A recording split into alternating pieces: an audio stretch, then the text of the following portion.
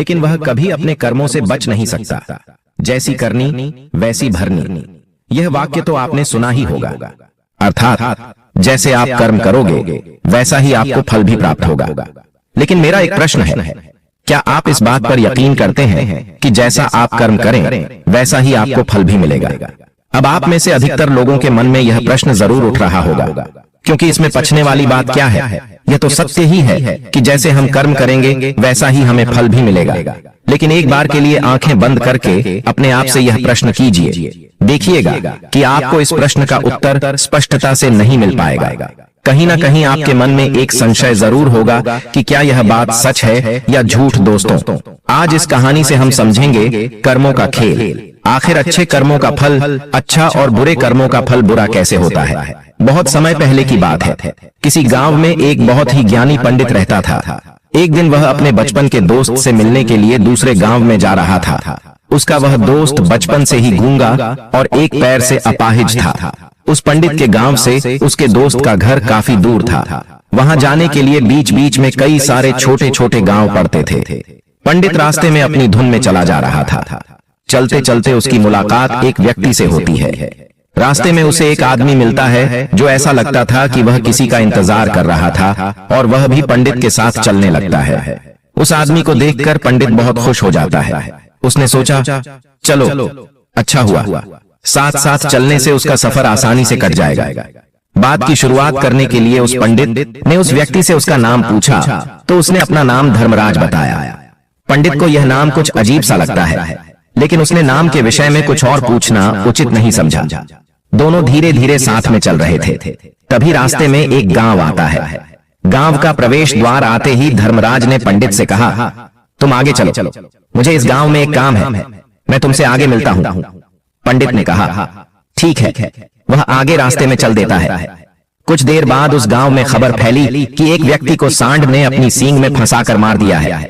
जैसे ही सांड ने उस व्यक्ति को मारा, ठीक कुछ ही देर में धर्मराज पंडित के पास आ गया और फिर दोनों चलना शुरू कर देते हैं और चलते चलते एक दूसरे गांव के द्वार पर पहुंच जाते हैं। उस गांव के बाहर एक बड़ा और विशाल मंदिर बना हुआ था। वहां पर आराम करने की सुविधा काफी बढ़िया लग रही थी। पंडित के दोस्त का घर अभी वहां से बहुत दूर था और रात भी होने वाली थी। तो पंडित ने धर्मराज से कहा, रात होने वाली है, पूरे दिन चलते चलते थक भी चुके हैं और भूख भी लग रही है, तो यहाँ पर भोजन करके यहीं पर हम विश्राम कर लेते हैं, फिर सुबह के समय आराम से आगे की यात्रा जारी करेंगे। धर्मराज ने कहा, ठीक है, मुझे इस गांव में किसी को कुछ जरूरी सामान देने जाना है, तुम भोजन करके आराम करो, मैं बाद में आकर भोजन कर लूंगा। इतना कहकर वह वहां से चला जाता है। लेकिन उसके जाने के कुछ समय बाद, कुछ ही देर बाद धुआं उठता हुआ दिखाई देता है और देखते ही देखते पूरे गांव में आग लग जाती है। पंडित ने हैरानी से सोचा कि यह धर्मराज जहां भी जाता है वहां कोई ना कोई अनहोनी जरूर हो जाती है, कुछ तो गड़बड़ है इस व्यक्ति में। लेकिन पंडित ने रात्रि में धर्मराज से कुछ भी पूछना उचित नहीं समझा और वे दोनों सो गए। सुबह होते ही दोनों फिर से अपनी यात्रा शुरू कर देते हैं। कुछ देर चलने के बाद रास्ते में फिर से एक गांव आता है। धर्मराज ने फिर पंडित से कहा, आप आगे चलिए, मुझे इस गांव में अपने मित्र से मिलने जाना है, मैं अपने दोस्त से मिलने के बाद आगे रास्ते में मिलूंगा। यह कहकर धर्मराज वहां से चला गया। लेकिन पंडित इस बार आगे नहीं गया। वहीं खड़ा होकर धर्मराज को देखता रहा कि वह कहां जा रहा और क्या करता है। तभी थोड़ी देर बाद लोगों की आवाज सुनाई देने लगी कि एक व्यक्ति को सांप ने काट लिया है और उसकी मृत्यु हो गई है। ठीक उसी समय धर्मराज फिर पंडित के पास पहुंच गया। लेकिन इस बार पंडित से रहा नहीं गया और उसने धर्मराज से पूछ ही लिया कि तुम जिस भी गांव में जाते हो वहां कोई ना कोई अनहोनी जरूर हो जाती, क्या तुम मुझे बता सकते हो यह ऐसा क्यों हो रहा है? धर्मराज ने कहा, पंडित जी, आप तो मुझे बहुत ज्ञानी मालूम पड़े थे, इसीलिए मैं आपके साथ चलने लगा था, क्योंकि जानियों का साथ बहुत अच्छा होता है, परंतु आप अभी तक समझ नहीं पाए कि मैं कौन। पंडित ने कहा, मैं समझ गया हूं, लेकिन मुझे कुछ शंका है, अगर आप ही अपना उपयुक्त परिचय दे दें तो मेरे लिए आसानी होगी। तब धर्मराज ने जवाब दिया कि मैं यमदूत हूं, और यमराज की आज्ञा से धर्मराज ने जवाब दिया कि मैं यमदूत हूं और यमराज की आज्ञा से उन लोगों के प्राण हरण करता हूं जिनकी उम्र पूरी हो चुकी है। हालांकि पंडित को पहले से ही इस बात की आशंका थी, फिर भी धर्मराज के मुंह से यह बातें सुनकर वह घबरा गया। लेकिन वह हिम्मत करके पूछता है कि अगर तुम सच में यमदूत हो तो मुझे बताओ, अगली मृत्यु किसकी है? धर्मराज ने जवाब दिया, अगली मृत्यु तुम्हारे उसी मित्र की है जिससे तुम मिलने जा रहे हो, और उसकी मृत्यु का कारण भी तुम ही बनोगे। यह बात सुनकर पंडित सहम गया और सोच में पड़ गया कि अगर सच में यह धर्मराज यमदूत हुआ तो उसकी बात भी सच होगी, और उसके कारण मेरे बचपन के सबसे अच्छे मित्र की मृत्यु हो जाएगी। तो सबसे अच्छा तो यही होगा कि मैं अपने मित्र से मिलने ही ना जाऊं। कम से कम मैं उसकी मृत्यु का कारण तो नहीं बनूंगा। धर्मराज ने मुस्कुराते हुए कहा, तुम जो सोच रहे हो वह सब मुझे पता है, मगर तुम्हारे अपने मित्र से मिलने न जाने से नियति नहीं बदल जाएगी। तुम्हारे मित्र की मृत्यु तो निश्चित है, और वह अगले कुछ ही पलों में घटित होने वाली है। महाकाल के मुंह से ऐसी बातें सुनकर पंडित को झटका लगा, क्योंकि महाकाल ने पंडित के मन की बातें पढ़ ली थी, जो कि एक सामान्य व्यक्ति के लिए संभव नहीं है। अब पंडित को विश्वास हो गया कि यह धर्मराज सचमुच में यमदूत ही है। जब पंडित को यह पूर्ण विश्वास हो गया कि धर्मराज जी यमदूत हैं, तो वह घबरा गया। वह अपने मित्र की मृत्यु का कारण नहीं बनना चाहता था, इसलिए वह पलटकर अपने गांव की तरफ वापस जाने लगा। लेकिन जैसे ही पंडित वापस जाने के लिए मुड़ा, उसने देखा कि उसका मित्र तेजी से उसकी तरफ चला आ रहा है, जो कि पंडित और एक पैर से लंगड़ा भी था। इसीलिए ना तो वह पंडित को आवाज देकर पाया था और ना ही उस तक पहुंच पा रहा था। लेकिन जैसे ही वह पंडित के पास पहुंचा, अचानक ही जमीन पर गिर पड़ी और तुरंत ही उसकी मृत्यु हो गई। पंडित हक्का बक्का होकर धर्मराज की ओर देखने लगा, जैसे कि वह पूछना चाह रहा हो कि आखिर क्या हुआ।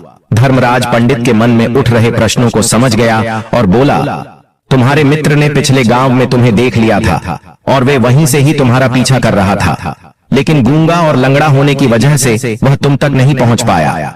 उसने अपनी पूरी ताकत लगाकर तुम तक पहुंचने का प्रयास किया, लेकिन बुढ़ापे में बचपन जैसी ताकत नहीं होती, इसलिए दिल का दौरा होने के कारण उसकी मृत्यु हो गई, क्योंकि वह तुमसे मिलने के लिए अपनी सीमाओं को तोड़कर तुम्हारे पीछे भाग रहा था। इसलिए अपने मित्र की मृत्यु का कारण भी तुम ही कहलाओगे। अब पंडित को पूर्णतः यह विश्वास हो गया था कि धर्मराज एक यमदूत है और उसका कार्य जीवों के प्राण हरना है। लेकिन पंडित एक ज्ञानी व्यक्ति था, वह यह भी जानता था कि मृत्यु पर किसी का वश नहीं है, सबको एक ना एक दिन मरना ही है। यही सोचकर उसने अपने आप को संभाल लिया।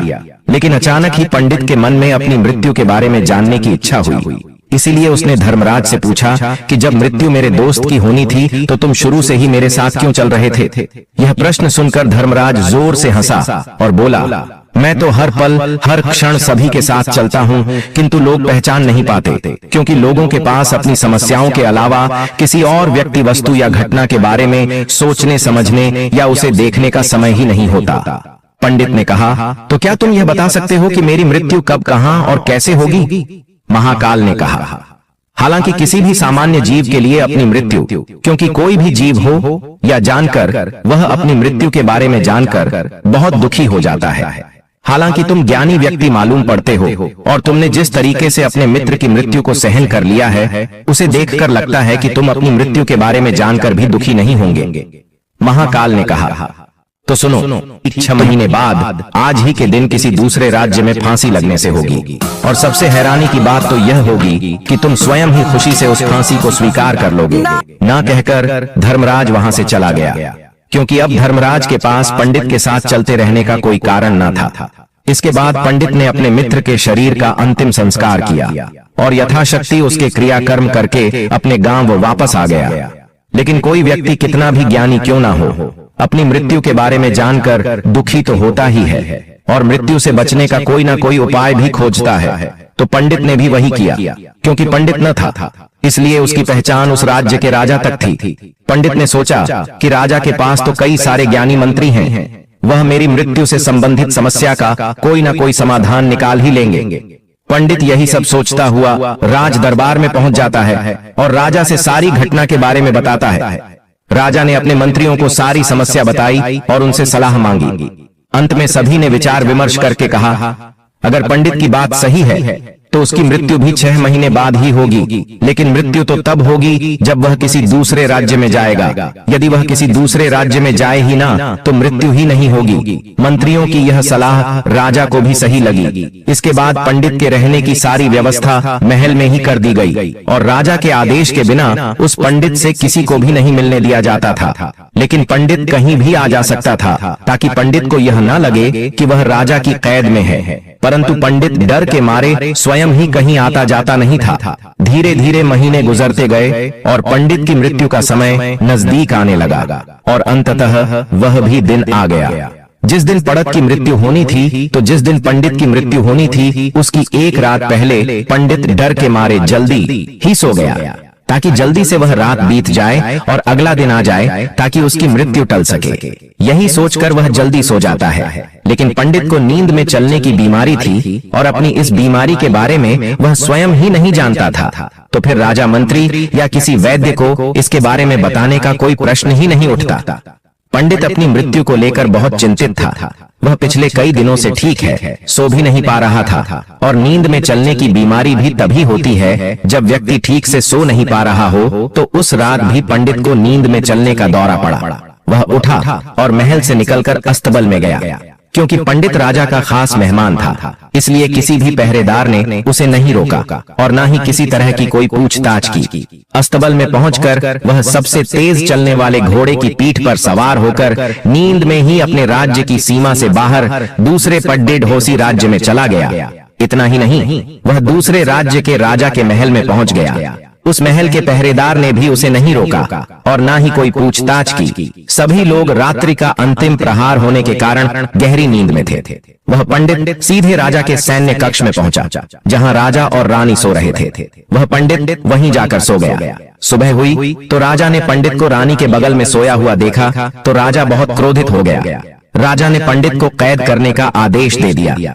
पंडित गिरफ्तार हो गया, लेकिन पंडित तो बहुचक्का था। उसे तो कुछ समझ नहीं आ रहा था कि आखिर वह दूसरे राज्य में और राजा के सैन्य कक्ष में कैसे पहुंचा। लेकिन वहां उसकी यह सब सुनने वाला कोई नहीं था। अगली सुबह राजा ने पंडित को दरबार में पेश करने का आदेश दिया। कुछ देर बाद उस पंडित को दरबार में लाया गया। पंडित को देखते ही राजा इतना बबूला हो गया कि उसे फांसी पर चढ़ा देने का हुक्म सुना दिया। फांसी की सजा सुनकर पंडित कांप गया, लेकिन फिर भी थोड़ी सी हिम्मत जुटाकर राजा से बोला, महाराज, मैं नहीं जानता कि मैं राजमहल तक कैसे पहुंचा। मैं यह भी नहीं जानता हूं कि आपके सैन्य कक्ष तक मैं कैसे आया और आपके महल के किसी पहरेदार या सैनिक ने मुझे रोका क्यों नहीं।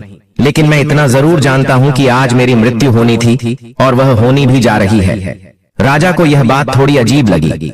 उसने पंडित से पूछा, तुम्हें कैसे पता कि आज तुम्हारी मृत्यु होनी है? राजा के इस प्रश्न के जवाब में पंडित ने पिछले 6 महीने का सारा वाक्य राजा को सुना दिया और बोला, महाराज, मेरा क्या? किसी भी सामान्य व्यक्ति में इतना साहस नहीं कि वह राजा के सैन्य कक्ष में राजा की उपस्थिति में रानी के साथ सो जाए। राजा को पंडित की बात में थोड़ा तर्क दिखाई पड़ा, परंतु उसने सोचा कि यह मृत्यु से बचने के लिए धर्मराज और उसके द्वारा अपनी मृत्यु की भविष्यवाणी की कहानी बना रहा है। इसलिए राजा ने पंडित से कहा, यदि तुम्हारी बात सत्य है और आज यह तुम्हारी मृत्यु का दिन है, जैसा कि यमदूत धर्मराज ने तुमसे कहा था, तो आज तुम्हारी मृत्यु का कारण मैं नहीं बनूंगा। लेकिन यदि तुम्हारी बात झूठी निकली तो निश्चित ही आज तुम्हारी मृत्यु का दिन होगा ना, क्योंकि जिस राज्य से पंडित आया था उस राज्य का राजा इस राजा का मित्र था। इसलिए इस राजा ने तुरंत अपने 2 सैनिकों को पड़ोसी राजा के पास भेजकर पंडित की बात की सत्यता का प्रमाण मांगा। भेजे गए सैनिक शाम तक लौटे और उन्होंने राजा को बताया कि महाराज, पंडित जो कुछ भी कह रहा है वह सब सत्य है। पड़ोसी राज्य के राजा ने पिछले 6 महीने से पंडित के रहने की सारी व्यवस्था अपने ही महल में कर रखी थी। पंडित राजा का खास मेहमान था। कल श्याम राजा आखिरी बार पंडित से उसके कक्ष में मिले थे और उसके बाद यह इस राज्य में कैसे पहुंच गया, इसकी जानकारी किसी को भी नहीं है। इसीलिए उस राज्य के राजा के अनुसार पंडित को फांसी की सजा देना ठीक नहीं है। लेकिन राजा के सामने एक नई समस्या थी, क्योंकि उसने बिना पूरी बात जाने ही पंडित को फांसी की सजा सुना दी थी। इसलिए अगर पंडित को फांसी नहीं दी जाती तो राजा के वचन का अपमान हो जाएगा, लेकिन अगर राजा की बात का मान रखा जाए तो बेवजह ही एक निर्दोष व्यक्ति की मौत हो जाएगी। राजा ने अपने सभी मंत्रियों से इस बारे में सुझाव में मांगा तो मंत्रियों ने राजा को सुझाव दिया कि महाराज, पंडित को एक कच्चे सूत के धागे से फांसी लगवा दी जाए। इससे आपके कथन का भी मान रह जाएगा और कच्चे सूत के धागे से पंडित को फांसी भी नहीं लगेगी और उसके प्राण भी बच जाएंगे। राजा को मंत्रियों का यह सुझाव पसंद आया और उसने ऐसा ही करने का आदेश दे दिया। पंडित के लिए कच्चे सूत के धागे से फांसी का फंदा बनाया गया और नियम के अनुसार पंडित को फांसी पर चढ़ाया जाने लगा। सभी लोग बहुत खुश थे कि न तो पंडित मरेगा और न ही राजा का वचन खाली जाएगा। पंडित को भी पूर्ण विश्वास था, यह सूत के धागे से तो उसकी मृत्यु हो ही नहीं सकती। पंडित उस पर चढ़ने के लिए तैयार हो गया। जैसा कि धर्मराज ने भविष्यवाणी की थी कि तुम खुद ही अपनी फांसी को स्वीकार करोगे, लेकिन जैसे ही पंडित को फांसी दी गई, सूत का धागा तो टूट गया, लेकिन टूटने से पहले उसने अपना काम कर दिया था। पंडित के गले की एक नस सूत के धागे के झटके से कट चुकी थी और पंडित जमीन पर पड़ा तड़प रहा था। उस पल उसके गले से खून की फुहार निकल रही थी और देखते ही देखते पंडित का शरीर पूरी तरह से शांत हो गया। सभी लोग आश्चर्यचकित थे और पंडित को मरता हुआ देख रहे थे।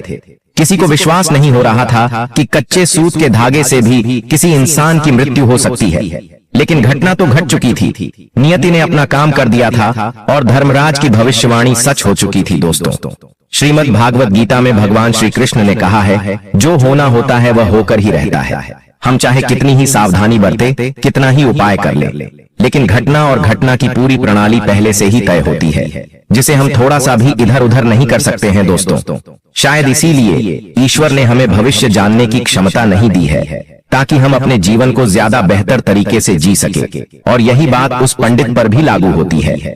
अगर पंडित ने महाकाल से अपनी मृत्यु के बारे में ना पूछा होता तो 6 महीने तक राजा के महल में कैद रहकर डर डर कर जीने की बजाय ज्यादा बेहतर जीवन जीता। दोस्तों, आपने आज के इस वीडियो से क्या सीखा, वह मुझे आप कमेंट में बता सकते हैं। इसी के साथ में उम्मीद है कि आपको आज की वीडियो पसंद आई होगी, तो इस वीडियो को उस इंसान को शेयर करें जिससे यह कहानी सुनने की जरूरत है और उसी के ठीक बाद चैनल को सब्सक्राइब करें। तो चलिए फिर मिलते हैं ऐसी एक और नई वीडियो में। नमो बुद्धाय।